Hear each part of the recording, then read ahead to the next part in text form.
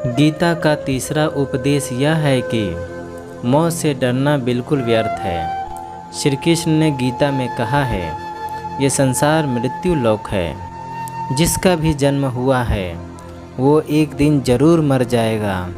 जिसका आरंभ हुआ है उसका अंत अवश्य होगा। हम इसे रोक नहीं सकते। जैसे हम रोज़ कपड़े बदलते हैं वैसे ही हमारी आत्मा नया शरीर धारण करती है। मृत्यु सिर्फ इस जीवन का एक नया आरंभ है, इस जीवन का अंत नहीं। आत्मा कभी नहीं मर सकती और न ही उसे कोई मार सकता है। लेकिन मौत का डर मनुष्य को सबसे ज़्यादा लगा रहता है। मौत का दुख भी इंसान को सबसे ज़्यादा होता है। एक पेड़ में एक दो पक्षियों का जोड़ा रहता था। उन दोनों को एक दूसरे से बहुत प्रेम था। उन्होंने साथ जीने मरने की कस्में खाई थी। एक दिन वहाँ शिकारी आया और उसने तीर चलाकर वहाँ पेड़ पर बैठे मादा पक्षी को मार दिया। तो अकेला नर पक्षी रोने लगा, मैं तुम्हारे बिना कैसे जी पाऊँगा। तुम्हारी जगह मेरी मृत्यु आ जाती, मेरा जीवन तुमको मिल जाता। वो रो रो कर बहुत विलाप करने लगा। इतने में ही उस शिकारी ने दूसरा तीर चलाया और उस नर पक्षी को भी मार दिया। वास्तविकता में यह कहानी हमारी ही है। हम भी रोते रहते हैं जब कोई मरता है तो, लेकिन हमें यह नहीं पता एक न एक दिन हमारा भी जीवन समाप्त हो जाएगा। हम उस मृत्यु के पेड़ पर बैठे हैं, लेकिन शरीर को मिटना हमारा अंत नहीं है। श्री कृष्ण ने अर्जुन से कहा है, हे अर्जुन, तेरे और मेरे अनंत जन्म हुए हैं। तुझे कुछ भी याद नहीं है, लेकिन मुझे सब याद है। जो व्यक्ति इस सत्य को समझ ले कि मैं यहाँ संसार में कुछ समय के लिए आया हूँ, उसके ज़िंदगी के सारे झगड़े, सारे दुख, सारी चिंताएं समाप्त हो जाएंगी। जब इस संसार में जाना ही है तो किस बात का भय, किस बात का डर। पहले के ज़माने में साधु महात्मा लोग पैदल यात्रा करते थे। यात्रा करते करते वो नगर में पहुँचे। वो महात्मा बहुत थक चुके थे। उस नगर में उन्होंने एक महल देखा और उन्होंने उस महल में जाकर विश्राम करने का सोचा और वो महल में जाकर सो गए। जब उस महल में वहाँ का राजा पहुँचा तो अपने पलंग पर उस महात्मा को सोता देखकर बहुत हैरान हो गया। राजा उस महात्मा से पूछने लगा कि तुम मेरे महल में कैसे घुस आए और मेरे बिस्तर पर सो रहे हो। महात्मा कहने लगा, यह तुम्हारा महल है। लगा कि ये धर्मशाला है। तो राजा ने कहा कि आपका मेरा महल धर्मशाला कैसे लगा। तो महात्मा ने राजा से प्रश्न किया कि तुमसे पहले इस महल में कौन रहता था। तो राजा बोला, मुझसे पहले मेरे पिता यहाँ रहा करते थे और उससे पहले मेरे दादाजी यहाँ रहा करते थे। तो महात्मा ने प्रश्न किया, क्या तुम इस महल में हमेशा तुम रहोगे या तुम्हारे बाद कोई और रहेगा। तो राजा कहने लगा कि मेरे बाद मेरे पुत्र इस महल में रहेगा। तो महात्मा राजा से कहने लगे कि जगह पर रहने वाले बार बार बदल जाते हों, उसे घर कैसे कह सकते हो। वो तो धर्मशाला ही है। इसीलिए तेरे महल को धर्मशाला समझकर मैं इसमें रात बिताने के लिए आ गया। धर्मशाला जान जग को, जो सब मेहमान हैं। मोह किससे मत करो, सब स्वप्न का समान है। यदि हम इस बात को समझ लें कि हम यहाँ कुछ समय के लिए आए हैं, आनंद करने के लिए आए हैं, खुश रहने के लिए आए हैं, तो हमारे दुख ही समाप्त हो जाएंगे। जब हम यहाँ मोह जमा लेते हैं, अपना यहाँ दावा जमा लेते हैं कि ये मेरा है, इसे मैं छोड़ नहीं सकता, उसके बिना मैं जी नहीं सकता, तो हमारा जीवन दुखों से भर जाता है। इसीलिए जीवन में मृत्यु का भय त्याग करके जीवन का प्रतिफल आनंद लेना चाहिए। गीता का चौथा उपदेश, मन और विचारों को कंट्रोल किए बिना जीवन में कभी शांति और सुकून कभी मिलने वाली ही नहीं है।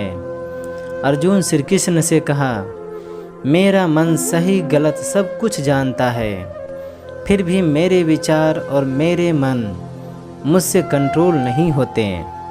मैं जो करना चाहता हूँ वो कर नहीं पाता हूँ, और जो नहीं करना चाहता हूँ वो मेरा मन उससे ज़बरदस्ती करवाता है। इसीलिए मैं बेचैन हो गया हूँ, मुझे शांति प्राप्त नहीं हो रही है। श्री कृष्ण ने अर्जुन से कहा, उसके लिए तुझे अपने मन और विचारों से जुड़कर अपने मन और विचारों को सही दिशा में ले जाकर प्रैक्टिस करनी चाहिए, अभ्यास करना होगा। और यह एक दिन का काम नहीं है।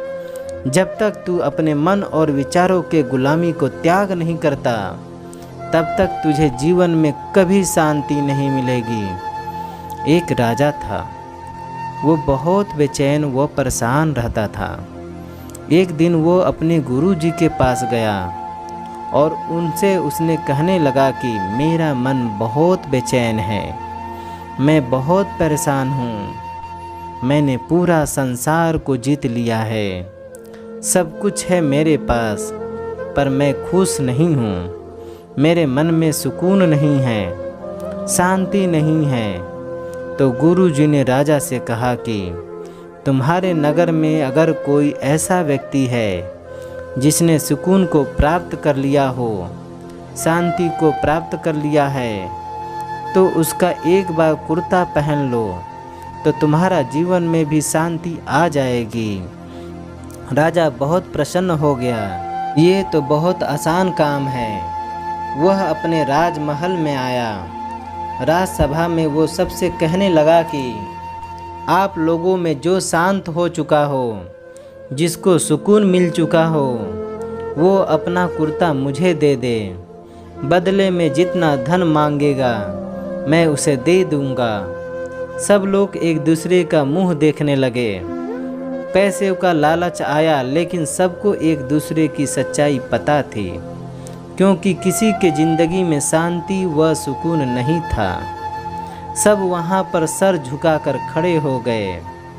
फिर उस राजा ने पूरा नगर में ढिढोरा पिटवाया।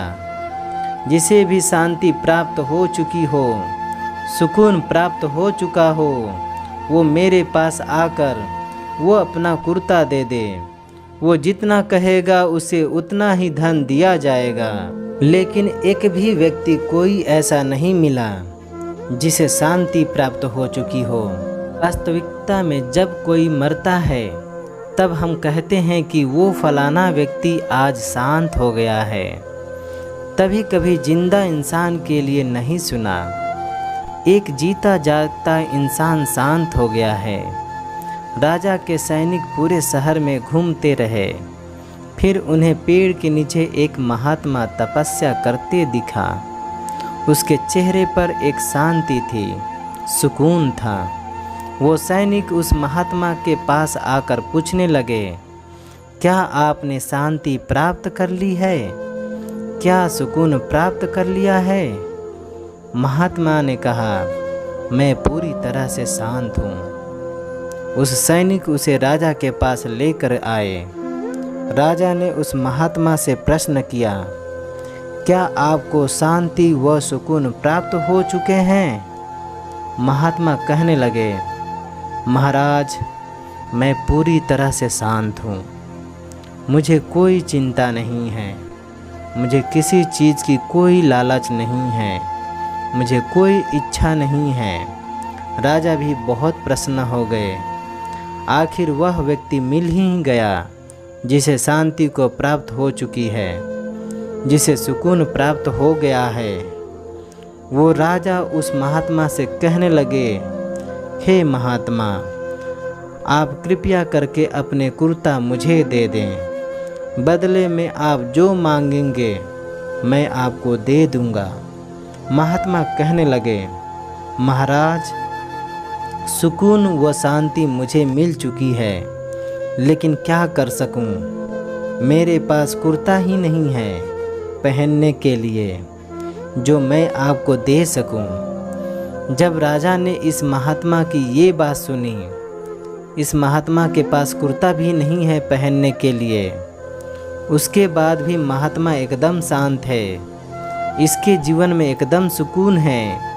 मैं सारी ज़िंदगी धन को जोड़ने में लगा रहा, दुनिया जीतने में लगा रहा, लेकिन मुझे शांति नहीं मिली, सुकून नहीं मिला, क्योंकि शांति व सुकून बाहर की चीज़ नहीं है बल्कि अपने भीतर की चीज़ है।